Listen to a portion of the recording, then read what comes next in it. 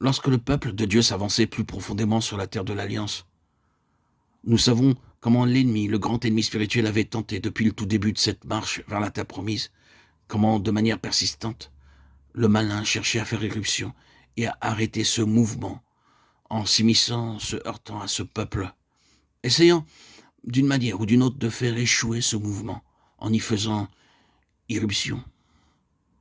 Ils entrent, ils avancent, et de nouveau l'ennemi, le malin, survient et trouve un terrain chez cet homme, Akan, un terrain de convoitise. Josué, chapitre 7.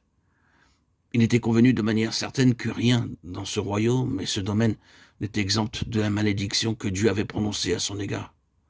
L'ensemble, hommes, femmes et chaque chose dans ce royaume était sous le couvert de la malédiction pour des raisons que nous n'avons pas le temps d'expliquer, mais tout était sous une interdiction et une malédiction, et c'était clair pour tout le peuple.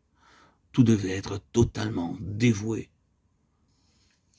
par interdit, ce qui signifiait détruit, entièrement détruit.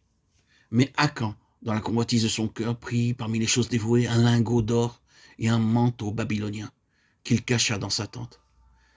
Et le mouvement vers l'avant qui suivit fut des plus catastrophiques. Ce fut un désastre pour Israël dans son ensemble, et tout fut conduit à un arrêt. Le chef, Josué bien sûr, était affligé, troublé, perplexe et déconcerté, et se demandait pourquoi l'Éternel avait permis cela. Il contesta avec l'Éternel, mais l'Éternel lui donna l'explication. Il lui dit qu'Israël avait péché dans les choses dévouées par interdit, et on ordonna que l'on remonte à l'origine, à la source même du problème. Ainsi, ils suivirent leur méthode, leur manière de découvrir ce genre de choses. Et graduellement, en commençant par les tribus et les familles, ils passèrent au crible encore et encore, jusqu'à ce que finalement, par cette manière divine de les guider, ils parvinrent jusqu'à Akan et sa famille. Et enfin, il fut pris. Josué lui dit, « Mon fils, donne gloire à Dieu et confesse ce que tu as fait. » Josué 7, 19. Et Akan avoua, et Josué, dans la colère et la jalousie de Dieu, lui dit, « Pourquoi as-tu troublé Israël ? L'Éternel te troublera, mon fils. » Josué 7, 25.